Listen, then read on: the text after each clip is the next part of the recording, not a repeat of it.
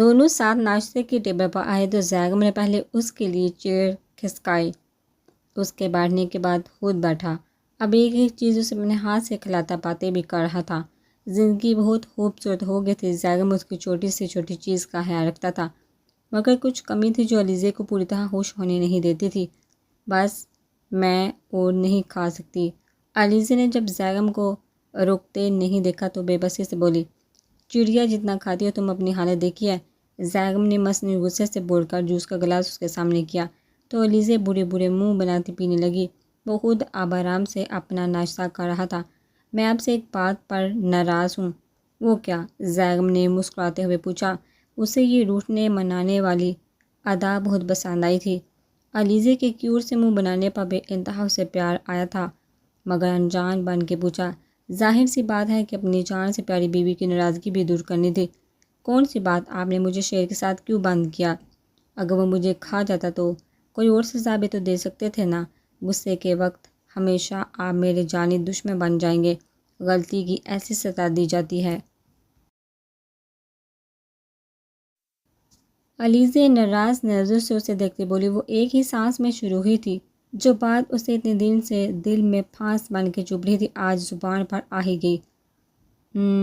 تو میری جان اس بات پر پریشان ہے، تو آؤ پھر یہ غلط فہمی بھی دور ہو جائے آج۔ زیغم ٹشو سے ہاتھ صاف کرتا اٹھ کھڑا ہوا اور ہاتھ پکڑ کے اسے بھی کھڑا کر لیا۔ اب اسے اس راستے پر لے کر جا رہا تھا جہاں وہ کم بخت شیر رہتا تھا۔ جب علیزے کو سمجھ آیا وہ الٹے پیر واپس بھاگنے لگی، مگر افسوس سے زیغم نے اس کا ارادہ سمجھتے ہوئے اسے گود میں اٹھا لیا۔ شیر کی داڑھی یہاں تک سنائی دے رہی تھی۔ اب علیزے تھی اور اس کی چیخیں۔ وہ پورا زور لگا کر خود کو اس کے فولادی گرفت سے آزاد کروانے کی کوشش کر رہی تھی، ساتھ ساتھ اس کے کندھے اور سینے پر ہاتھ اور ناخن مار کر اسے زخمی کر چکی تھی، مگر اس کی یہ معمولی مار سے زیغم کو کچھ فرق نہیں پڑا، بلکہ اس کے تو کہہ کے ہی نہیں رک رہے تھے۔ علیزے کی حالت دیکھ کر کہ ایک شیرنی جو زیغم خان جیسے شیر کو قابو کیے بیٹھی ہے، وہ اس جانور سے ڈر رہی ہے جو خود زیغم کے اشاروں کا غلام ہے۔ دیکھو خان، مجھے جانے دو ورنہ اچھا نہیں ہوگا۔ میں تم سے کبھی بھی بات نہیں کروں گی، جان سے مار دوں گی۔ تم مجھے اس جانور کی خوراک بنانا چاہتے ہو؟ یا اللہ میں آئی ہی کیوں اس کمینے کے پاس؟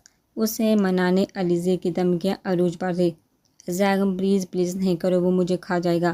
اب سامنے شیر کو دیکھا علیزے منتوں پر اتر آئی، جو زیغم کو دیکھا خوشی سے اونچی اونچی چھلانگیں لگا رہا تھا اور دوڑ کر اپنی خوشی کا اظہار کر رہا تھا، بس کسی طرح باہر آنے کی کوشش کر رہا تھا۔ علیزے نے اب کی بار اس کی گردن میں دونوں بازو کس کے باندھے منہ اس کے سینے میں چھپا کر زور زور سے چلاتے ہوئے رونے لگی۔ علیزے سمجھی وہ جانور اپنے شکار کو دیکھا پاگل ہو رہا ہے۔ زیغم نے ٹائسن کو ہاتھ سے نیچے بیٹھنے کا اور چپ رہنے کا اشارہ کیا تو وہ خاموش تھا بیٹھ گیا۔ علیزے، زیغم نے اسے کھڑا کر کے آہستہ سے جھکا اس کے کان میں سرگوشی کی۔ علیزے نے خاموشی پر ڈرتے ڈرتے آنکھ کھول کر پہلے زیغم کو پھر سامنے دیکھا تو کوئی شیر نہیں تھا اور نہ اس کی آواز تھی۔ علیزے ریلیکس ہوتے زیغم کو دیکھنے لگی جو مسکراتے ہوئے اسے ہی دیکھ رہا تھا۔ کہہ کر ضبط کرنے کی وجہ سے اس کا سرخ سفید چہرہ اور سرخ ہو گیا تھا۔ شیر کہاں گیا؟ اس نے قریب کھڑے زیغم سے معصوم بچی کی طرح سوال کیا، جس نے اب مشکل اپنی ہنسی روکی ہوئی تھی۔ اس کے پوچھنے پر نیچے کی طرف اشارہ کیا۔ علیزے نے جیسے ہی نیچے دیکھا تو بڑے آرام سے وہ شیر اس سے 2 قدموں کے فاصلے پر بیٹھا تھا۔ ابھی وہ پورے زور سے چیخی تھی جب زیغم نے اسے ساتھ لگائے اس کے منہ پر ہاتھ رکھ کر اس کی آواز بند کی تھی۔ علیزے پھٹی پھٹی آنکھوں سے اسے اور پھر اس شیر کو دیکھ رہی تھی۔ منہ پر زیغم کا ہاتھ ہونے کی وجہ سے بول تو سکتی نہیں تھی۔ ہاتھ لگا کر دیکھو میری جان، سامنے گلاس سوال ہے، کیا میں ایسا رسک لے سکتا ہوں؟ اس کی آنکھوں میں آنسو آنے پر زیغم نے بڑے پیار سے جواب دیا۔ زیغم کے بولنے پر اس نے ہاتھ لگا کر دیکھا تو واقعی میں سامنے کانچ کی دیوار تھی جو اوپر بہت اوپر تک جا رہی تھی، لیکن پھر سامنے بیٹھے شیر سے خوف آیا تو وہ زیغم کے قریب ہوئی۔ مجھے جانا ہے یہاں سے ابھی۔ اوکے، میں بس تمہیں یقین دلانے آیا تھا کہ میں تمہیں کسی قسم کی کوئی تکلیف پہنچانے کا سوچ بھی نہیں سکتا، وہ تو بس تھوڑا ڈرانا تھا تمہیں۔ وہ اس کا چہرہ دونوں ہاتھوں میں بڑے ایک جذبے سے بول رہا تھا پھر اس کا ڈر دیکھ کر وہاں سے باہر نکل آیا۔ یہ آپ کے پاس کب سے ہے؟ علیزے کچھ نارمل ہوتی اب اسے سے پوچھتی تھی۔ یہ چھوٹا تھا جب میرے پاس آیا تھا، بابا جان نے مجھے تحفے میں دیا تھا میرا شوق دیکھتے ہوئے۔ آپ کے بابا آپ سے بہت محبت کرتے ہیں نا، آپ کی ہر بات مانتے ہیں، وہ سوچتے ہوئے بولی، کیونکہ وہ دیکھ چکی تھی زیگم کی ضد ہٹ درمی کیسے اسے اپنایا، پھر دنیا کے سامنے اسے اپنی بیوی مانا۔ اس کے بابا کے غصے کا بھی اسے پتہ تھا، جو ابھی تک زیگم سے ناراض تھے۔ علیزے کی آنکھوں میں ایک حسرت سی تھی، محبت نہ ملنے کی۔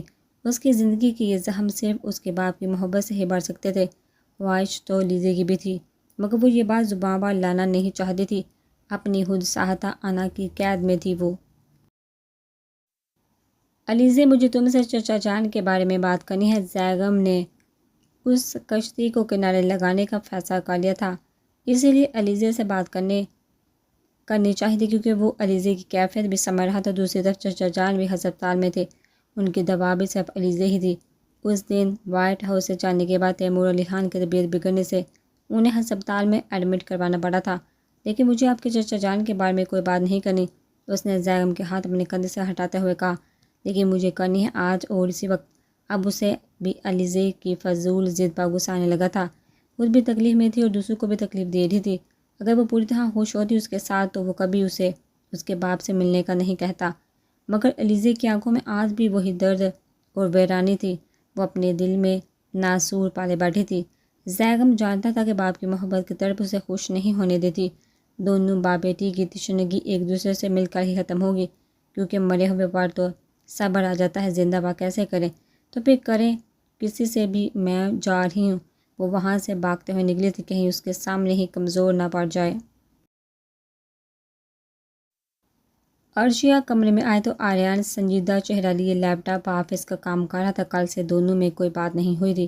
عرشیہ اس کے تیور دیکھا خاموشی سے بر پر بیٹھی اس کا انتظار کرنے لگی، اس سے سوری کر سکے، کیونکہ عرشیہ کو محسوس ہو چکا تھا اس سے بہت زیادہ ہو گیا تھا، جس پر اب آریان اس سے ناراض ہو گیا ہے۔ یہ پہلی بار تھا جب وہ اس طرح سے اس سے بات نہیں کر رہا تھا۔ آریان، مجھے تم سے بات کرنی ہے، اس کے بر پر آتے ہی عرشیہ نے بولنے کی ہمت کی۔ لیکن مجھے تم سے کوئی بات نہیں کرنی، آرام سے جواب دے کر سر تک کمبل تان کر لیٹ گیا۔ مجھے کرنی ہے نا، عرشیہ نے ایک جھٹکے سے اس کا کمبل کھینچا تھا۔ کیا مسئلہ ہے تمہارے ساتھ؟ ہاں، جب میں تم سے کوئی بات کرنا نہیں چاہتا تو کیوں میرا سکون برباد کر رہی ہو؟ جو کرنا تھا کر لیا نا تم نے، تو اب جان چھوڑ دو میری۔ ہر وقت مذاق، ہر وقت ضد۔ آریان پھٹ پڑا تھا۔ آج آفس میں جتنا اس کا مذاق بنا تھا، گھر تک ٹھیک ہے، مگر یہ سب کہ وہ لوگوں کے سامنے تک نہ جا سکے، اسے سنا کر وہ واپس اپنی پوزیشن میں چلا گیا۔ عرشیہ آنکھوں میں آنسو لیے اس کی ڈانٹ سن رہی تھی، اب اس کے لیٹتے ہی زور زور سے رونے لگی۔ اسے کب عادت تھی ایسے رویوں کی؟ آریان نے تو ہمیشہ اس کی شرارتوں کو انجوائے کیا تھا، مگر آج تو وہ اس سے بیزار نظر آ رہا تھا، اور یہی بات عرشیہ کو رلا رہی تھی۔ اتنی سنانے کے بعد بے ناراض ہو کر سو گیا تھا۔ اب کیا پریشانی ہے تمہارے ساتھ؟ اتنا ہی شوق ہو رہا ہے رونے کا تو باہر جا کر پورا کرو، اپنا یہ فضول کرونا عذاب بنا دی ہے زندگی۔ اس کے رونے کی آواز سن کر آریان اس پر چیخا تھا، جب عرشیہ اٹھی اور روتے ہوئے کمرے سے باہر نکل گئی۔ جب کافی دیر عرشیہ کمرے میں نہیں ہے تو مجبوراً آریان اسے ڈھونڈنے آیا، تو وہ لاؤنج کے صفحے پر بیٹھی دھواں رونے میں مصروف تھی۔ آریان کے ہاتھوں کے طوطے اڑ گئے، وہ گھبراتا اس کی طرف بڑھا۔ اگر کوئی گھر والا جاگ گیا تو آریان کی شامت پکی تھی۔ عرشی، کیا پاگل پن ہے یہ؟ اٹھو، کمرے میں چلو۔ اب اس کا لہجہ کچھ نرم تھا، شاید اس کے آنسوں کی وجہ یا گھر والوں کا ڈر تھا۔ نہیں جانا میں نے کہیں بھی، میں عذاب ہوں، نہ سکون ختم ہو گیا آپ کی زندگی سے، تو کیوں آئے ہو؟ واپس جاؤ۔ اب نہیں آؤں گی تمہارے کمرے میں، عرشیہ ضدی لہجے میں اور زور سے روتے بولی۔ تم ایسے نہیں مانو گی نا؟ آریان آگے بڑھا اور اسے اپنے حصار میں لیے ایک ہاتھ سے اس کا منہ باندھ کر زبردستی کمرے میں لا کر ہی آزاد کیا، اور کمرے کو لاک کر کے چابی اپنی جیب میں رکھ لی۔ تم بہت بہت برے ہو آریان۔ آریان ملک، میں تم سے کبھی بات نہیں کروں گی، اور تایا جان سے تمہاری شکایت بھی کروں گی۔ صبح چلی جاؤں گی میں۔ وہ بے بس ہوتی اسے ڈور لاک کرتے دیکھ بیر پر بیٹھ کر دونوں ہاتھوں میں چہرہ چھپائے روتی ہچکیوں سے رونے لگی۔ اب باہر جاگ نہیں سکتی تھی۔ آریان کا سارا غصہ ہوا ہو گیا، اسے اس طرح روتے دیکھ۔ وہ سب کی لاڈلی نازوں میں پلی اتنے برے رویہ برداشت نہیں کر سکتی، اور سارا بگاڑنے میں ہاتھ ہی آریان کا تھا۔ اگر وہ سکون سے بیٹھی ہوتی تو وہ اسے اکساتا کو شرارت کرنے کے لیے، مگر اب اس کی غلطی کا احساس دلانا بھی ضروری تھا۔ ارشی بیبی دیکھ، ہاتھ مت لگانا، دور ہو مجھ سے۔ اس کے قریب آتے وہ چیخی تھی اس پر، اور اٹھ کر صوفے پر جا بیٹھی۔ رونا ایسے ہی جاری تھا۔ آریان بے بسی سے دیکھ رہا تھا، نہ قریب آنے دے رہی تھی نہ چپ ہو رہی تھی، اور اب آریان کو تڑپا رہی تھی۔ جب وہ روتے روتے وہیں صوفے پر سو گئے تب آریان اسے اٹھا کر بیڈ پر لایا۔ میری جنگلی بلی، آریان نے آہستہ سے اس کے ماتھے پر لب رکھے اور اپنے حصار میں لے سو گیا۔ اب سکون کی نیند آنی تھی اسے بھی آدھی رات تو ہو ہی چکی تھی۔ وہ دور تک پہلے سبزے کو دیکھ رہی جس نے اس کی نزدوں کو ٹھنڈک پہنچائی تھی۔ آج فجر کی نماز کے بعد اسے نیند نہیں آئی تو وہ باہر لان میں آ گئی، اور اب خود کے اندر سکون اترتا محسوس کر رہی تھی۔ زیغم ابھی سو رہا تھا، اس لیے وہ باہر آ گئی۔ یہ لوگ وائٹ ہاؤس آ گئے تھے۔ یہ جگہ لیزے کو بہت پسند تھی، جہاں ہر جگہ قدرتی مناظر نظر آتے تھے۔ خوبصورت پرندے خدا کی حمد و ثنا کرتے ہوئے، دور دور تک ہریالی ہی ہریالی تھی۔ اس دن کے بعد سے زیغم نے تیمور علی خان کے بارے میں کوئی بات نہیں کی تھی، تو لیزے بھی اس کے ساتھ نارمل تھی۔ کچھ دیر وہ جھولے پر بیٹھ کر جھولنے لگی۔ اب وہ سلیپر اتار کر نم گھاس پر چلنے لگی تھی، پر اس نے پانی کو چھوا اور مسکراتے ہوئے نیچے گرتے پانی کو ہتھیلی میں بڑے اوپر اچھال رہی تھی۔ چند لمحوں بعد وہ مسکراتے ہوئے پیچھے پلٹی۔ اس نے حیرت سے سامنے نائٹ سوٹ میں کھڑے زیغم کو دیکھا، جو دونوں ہاتھ سینے پر باندھے محظوظ نظروں سے اسے دیکھ رہا تھا۔ وہ چم کر نظر جھکا گئی کہ ابھی تھوڑی دیر پہلے کیسی بچی بنی ہوئی تھی۔ اچانک آنکھ کھلی تو دیکھا کمرے میں تم نہیں ہو، پھر تمہیں ڈھونڈتا ہوا یہاں آ گیا۔ وہ مسکراتے ہوئے اس کے پرنور چہرے پر نظر جمائے قریب آیا۔ اچھا ہوا میں آگے بڑھا، ایسے نظارے سے محروم رہ جاتا۔ زیغم کے شرارت سے کہنے پر اس کا چہرہ سرخ گلاب ہو گیا۔ اس کے دن بہ دن بڑھتی دیوانگی سے وہ کبھی کبھی گھبرا جاتی تھی، ایک پل کے لیے بھی اپنی آنکھوں سے اوجھل نہیں ہونے دیتا تھا۔ تمہیں یاد ہے پہلی بار نعمان گردویزی کے آفس میں ملے تھے؟ علیزے کو وہ ملاقات یاد آتے ہونٹوں پر مسکراہٹ دوڑ گئی۔ وہ اس کے ساتھ آ کر بیٹھا۔ تمہارے کانفیڈنٹ نے تمہارا دیوانہ بنا دیا تھا۔ وہ زیغم کی بات پر مسکراتے سر جھکا کر پانی میں ہاتھ چلانے لگی۔ جب ہی علیزے نے نظر اٹھا کر اس کے چہرے کو دیکھا جو سامان پر دیکھ کر رہا تھا، بڑی خوبصورت مسکراہٹ اس کے چہرے پر تھی، جیسے وہ منظر سامنے چل رہا ہو۔ اس دن تمہیں دیکھا ایسا لگا تمہیں میں جانتا ہوں، کوئی گہرا تعلق ہے ہمارے بیچ، اور تمہارے چہرے میں بھی مجھے کسی کا عکس نظر آیا۔ میں وہی جم کر رہ گیا۔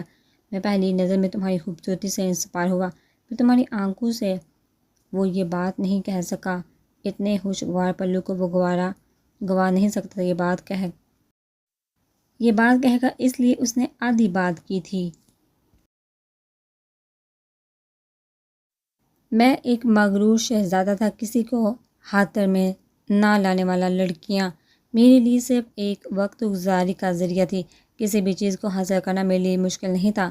مگر تم نے مجھے بتایا ہار کیا ہوتی، ہر چیز آسانی سے نہیں مل سکتی۔ پتہ نہیں، لیکن تمہیں دیکھتے ہی جو تشنگی تھی جو سالوں سے میرے اندر پل رہی تھی وہ مٹنے لگی تھی۔ صرف ایک لمحہ لگا تھا مجھے یہ جاننے میں کہ میرا گم شدہ حصہ میرے سامنے ہے۔ تمہیں پانے کے بعد مجھے اپنا آپ مکمل محسوس ہونے لگا۔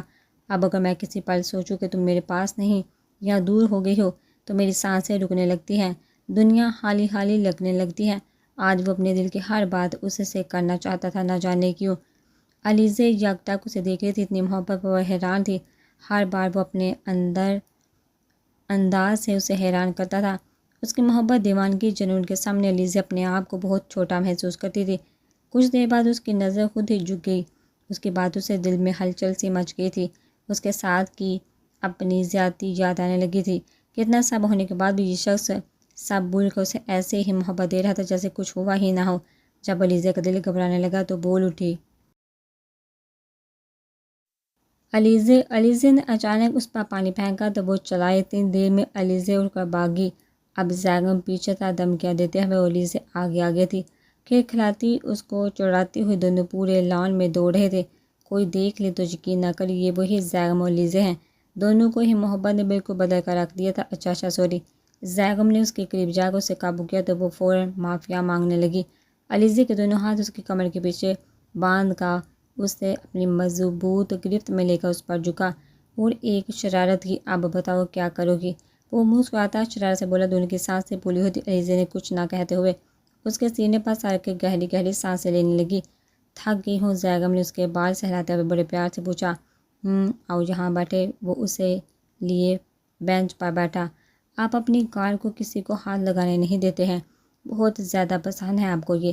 اچانک اس کی نظر گیراج میں کھڑی سپورٹ کار پر پڑی تو پوچھ بیٹھی، تمہیں کس نے بتایا؟ وہ مسکراتا ہوا بولا۔ علیزے کی دلچسپی دیکھ کر اسے پوچھنے لگا، اگر میں کہوں کہ میں آپ کی کار چلانا چاہتی ہوں تو کیا آپ مجھے اجازت دیں گے؟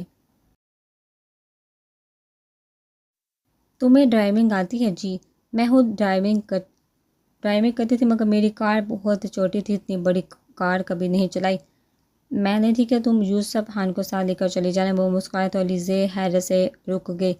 واقعی وہ حیران تھی۔ زرگل نے بتایا تھا اس نے اپنے کزن دلاور خان کو کتنا مارا تھا اسے ہاتھ لگانے پر، مگر اب اس میں حیران ہونے والی کون سی بات ہے؟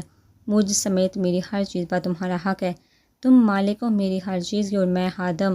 وہ ایک آنکھ باندھ کرتا شرارت سے بولا۔ واک کریں؟ ایک دم کھڑی ہوتے ہوئے بولی تو وہ مسکراتا ہوا اس کا ہاتھ پکڑ اس کے ساتھ چلنے لگا۔ اب دونوں اپنی پسند ناپسند ایک دوسرے کو بتا رہے تھے۔ زیگم کے لیے یہ صبح زندگی کی سب سے حسین صبح تھی۔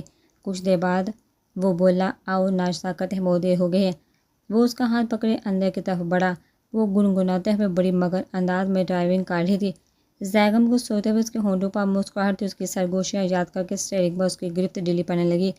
تب ہی شہر سے فل اسپیڈ سے نکلتی کار کو دیکھ کر بخلا گئی اور رائٹ ٹرن کرنے کی کوشش میں گاڑی ایک موٹر بائک سے ٹکرا کر کھمبے سے جا لگی۔ اس کا سانس رک سا گیا۔ ساری غلطی اس کار والے کی تھی جو رانگ وے جا رہا تھا، وہ بھی اتنی اسپیڈ سے۔ کافی لوگ گاڑی کے ارد گرد جمع ہو گئے، کچھ اس بائک والے کو دیکھ رہے تھے۔ وہ حواس باختہ سی گاڑی سے باہر نکلی۔ گاڑی کا اچھا خاصا نقصان ہو چکا تھا۔ بمپر ہیڈ لائٹ ٹوٹ چکی تھی، جبکہ ڈینٹ بھی آئے تھے بہت زیادہ۔ گاڑی میں بیٹھ کر اب لوگوں کو نظر نہیں آتا کیا؟ وہی بائک والا شخص اس کے سر پر کھڑا اس پر چلا رہا تھا۔ علیزے پریشان سے اس کے ماتھے پر لگے زخم کو دیکھنے لگی۔ لوگوں کا ہجوم دیکھ کر وہ نروس ہونے لگی تھی۔ کسی نے قریب کھڑی پولیس کو بلا لیا۔ اب سب اسے برا بھلا کہنے کے ساتھ پولیس اسٹیشن کی بھی دھمکیاں دے رہے تھے۔ پولیس اسٹیشن کا سن کر اسے رونا آنے لگا۔ اسے ایسا لگ رہا تھا سارے لوگ مل کر اب اسے مارنے لگیں گے۔ اس وقت وہ بھول چکی تھی وہ زیگم جہان کی بیوی ہے جو ایک سیاستدان ہے۔ اس نے جلدی سے گاڑی میں بیٹھ کر موبائل نکالا اور نمبر ملا کر زیگم کو کال کی۔ جس کا نمبر بند جا رہا تھا اس نے شیر خان کے نمبر پر کال ملائی۔ جی بی بی صاحب، خیریت؟ زیگم کہاں ہے؟ میری بات کرواؤ پلیز۔ علیزے کا گھبرائے انداز دیکھ کر شیر علی خان نے میٹنگ میں بیٹھے زیگم کو موبائل دیا۔ ہاں علیزے، کیا ہوا؟ وہ حیران پریشان سا پوچھ رہا تھا۔ زیگم وہ ایک دم رونے لگی۔ کیا ہوا علیزے؟ دوسری طرف وہ چیخ اٹھا، گاڑی کا ایکسیڈنٹ ہو گیا۔ تم تو ٹھیک ہو نا؟ وہ گھبرایا تھا۔ گھبرانا نہیں، میں ابھی آ رہا ہوں۔ آپ آ جائیے، اسے ایڈریس بتا کر اس نے فون بند کیا۔ زیگم باہر کی طرف بھاگا۔ کچھ دیر بعد زیگم کو تیزی سے اپنی طرف آتے دیکھا۔ اس کی جان میں جان آئی تھی۔ تمہیں کچھ ہوا تو نہیں؟ چوٹ تو نہیں آئی؟ اس کے قریب آتے ہی بے چینی سے اس کا جائزہ لے رہا تھا۔ اسے دیکھتے وہاں ایک پل ایک ہلچل سی مچ گئی تھی۔ زیگم یار خان کو کون نہیں جانتا تھا؟ اس نے روتے ہوئے نفی میں سر ہلایا۔ خان بی بی کو لے جائیے، میں یہ سارا معاملہ نپٹا لوں گا۔ علیزے کی گھبرایا ہوا چہرہ اور کافی تعداد میں لوگوں کو دیکھا شیر خان نے زیگم سے کہا جو پولیس اور ان لوگوں کی طبیعت صاف کرنے کا سوچ رہا تھا جنہوں نے اس کی بیوی کو ہراساں کرنے کی کوشش کی تھی۔ وہ علیزے کی حالت دیکھتے اس کا ہاتھ تھام کر اپنی گاڑی کی طرف بڑھا۔ جلدی سے بی بی کے لیے جوس لے کر آؤ۔ زرگل کو حکم دیتا وہ اسے کمرے میں لے آیا۔ اب آرام سے لیٹ جاؤ، اسے بیڈ پر بٹھاتا وہ خود بھی اس کے قریب بیٹھ گیا اور بالوں میں ہاتھ پھیرتا ریلیکس کرنے لگا، لیکن وہ اسی طرح بیٹھی آنسو بہانے لگی۔ علیزہ جان، ایسے کیوں رو رہی ہو؟ کہیں چوٹ لگی ہے تو مجھے بتاؤ۔ وہ پریشانی سے اس کا جائزہ لینے لگا، خود اس کی چوٹ ڈھونڈنے کی کوشش کرنے لگا۔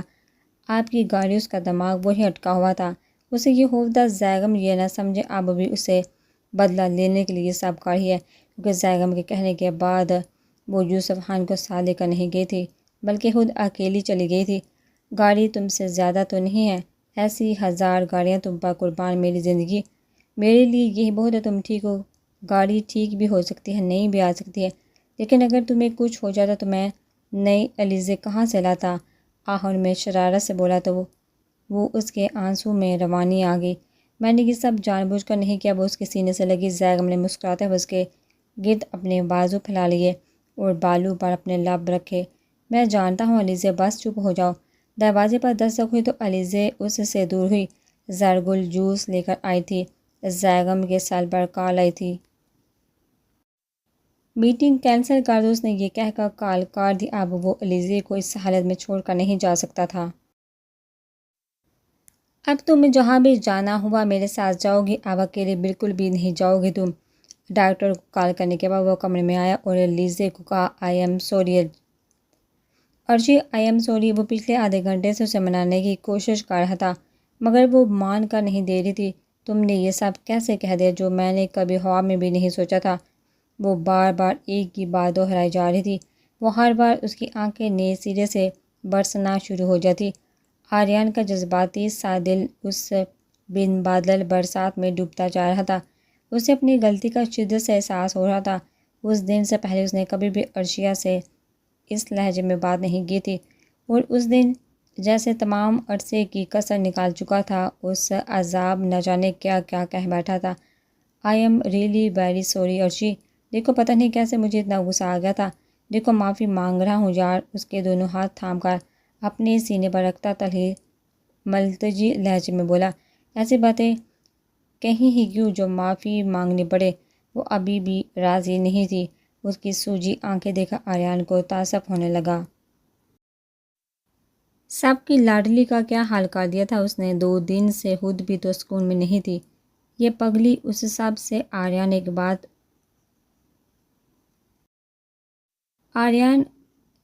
ایک بات مجھ چکا تھا کہ ارشیا بھی اس سے محبت کرتی ہے۔ چلو آئندہ کے لیے پرامس، اب تم لڑو تو لڑو، میں کبھی بھی تم سے جھگڑا نہیں کروں گا۔ ہم ہمیشہ یوں ہی کہتے ہو، پھر جھگڑا بھی تم ہی شروع کرتے ہو، ارشیا نے ناراضگی سے کہا۔ سارا الزام آریان پر ڈال دیا اس نے، جیسے خود کبھی کچھ نہیں کرتی ہو۔ جس پر آریان نے آئی برو کو ہلکی ذرا سا اوپر اٹھا کر اسے دیکھتے ہوئے بولا، مائنڈ یو ارشی، لڑائی میں پہلے ہمیشہ تمہاری ہی کسی بات کی وجہ سے ہوتی ہے۔ دیکھا یہی، تمہیں اپنی غلطی کا کوئی احساس نہیں، تم بس مجھے ہی غلط سمجھتے، خود کا قصور تو تمہیں نظر آتا نہیں۔ وہ پھر ناراض ہونے لگی۔ آج مان لیتا ہوں یہی قصور ہے میرا جانے من کہ میں تم سے بے پناہ محبت کرتا ہوں اور چاہتا ہوں تم بھی مجھ سے محبت کرو۔ اس کے ہاتھوں کو لبوں سے چھوتا وہ ارشیا کا دل دھڑکا گیا تھا۔ اس کا ہر انداز ہی قیامت لگا کرتا تھا۔ ارشیا کے چہرے پر مسکراہٹ آئی۔ اتنے سال پھیرے سے بندے سے محبت کرنے کے لیے مجھے تو ڈگری لینا پڑے گی۔ وائی ناٹ بیبی، وہ فوراً پھیلنے لگا، تم چاہو تو آج ہی کلاسز جوائن کر سکتی ہو، ہم تو محبت کے سبجیکٹ میں ٹاپ کر چکے ہیں۔ اس کی شریر مسکراہٹ اور آنکھوں کے نرم گرم جذبات اپنی خدت سے دکھلانے کو کافی تھے، مگر اس وقت وہ اسے کچھ اور ستانے کے موڈ میں تھی۔ سوری، مجھے یہ ٹیچر پسند نہیں، اس نے بڑے اطمینان سے کہا۔ تو وہ بڑے کانفیڈنس سے بولا، ایک بار یہی بات مجھ سے نظر ملا کر کہو تو میں مان جاؤں۔ ہاں تو کہہ سکتی ہوں۔ ارشیا نے فوراً ہی اس کا چیلنج قبول کیا، مگر اس کی آنکھوں کے سمندر میں ڈوبنے لگی تھی۔ دونوں ایک دوسرے کی آنکھوں میں دیکھتے دیکھتے ایک دوسرے کے بے حد قریب آ گئے۔ آریان اس کی بری آنکھوں میں کھو سا گیا اور ایسے ہی دیکھتے دیکھتے ایک دوسرے میں گم ہو گئے تھے۔ بیڈ پر لیٹی ارشیا کے لبوں پر اپنے لب رکھتے آریان اس پر جھکا۔ مدہوشی سی تھی کہ دونوں ایک دوسرے سے الگ نہیں ہو پائے تھے، کیونکہ اس پس و حیض قیمتی لمحات میں ان کی سانسیں بھی ایک ہو چکی تھی۔ بہت دیر بعد اس سے شہر سے آزاد ہوتے ہوئے تو آریان نے اس سے پوچھا، اب خفا تو نہیں ہونا؟ اب تو نہیں ہوں، مگر آئندہ اگر مجھ پر یوں چیخیں چلائے تو میں سنجیدہ سے ناراض ہو جاؤں گی۔ ارشیا نے شرم سے سر چہرے کے ساتھ جواب دیا۔ آریان نے اس بات میں سر ہلایا اور پھر اسے اپنے قریب کیا۔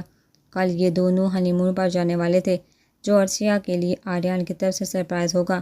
اب دونوں کو ایک دوسرے کو سمجھنے کی ضرورت ہے، ورنہ ہمیشہ ایسے ہی غلط فہمیاں ان کے بیچ پیدا ہوتی رہیں گی۔ علیزے نے پردہ ہٹا کر کھڑکی سے باہر جھانکا۔ سورج واپسی کا سفر شروع کر چکا تھا۔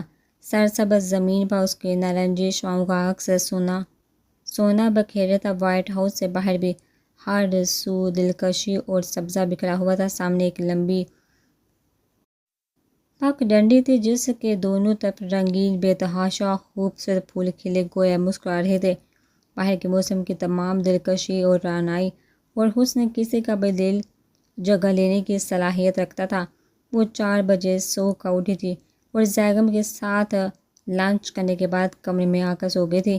جبکہ زیگم دوبارہ آفس چلا گیا تھا، دوپہر کے کھانے پر وہ اب گھر آنے لگا تھا۔ بی بی جی ہاں آپ کو نیچے باغ میں بلا رہے ہیں۔ وہ قدرتی خوبصورتی میں مگن تھی جب زرگل نے آ کر اسے چونکایا۔ اس نے قدم موڑ کر اسے دیکھا۔ زیگم آفس سے آ گئی اور آپ نے مجھے بتایا بھی نہیں۔ وہ اسے ناراض نظروں سے دیکھتے ہوئے بولی، معاف کرنا بی بی، میں بازار گئی تھی سامان لینے۔ اچھا ٹھیک ہے، میں جاتی ہوں۔ اس نے پچھلے لان میں جانے سے پہلے زرگل کو کھانا بنانے کی تاکید کی اور خود لان کی طرف۔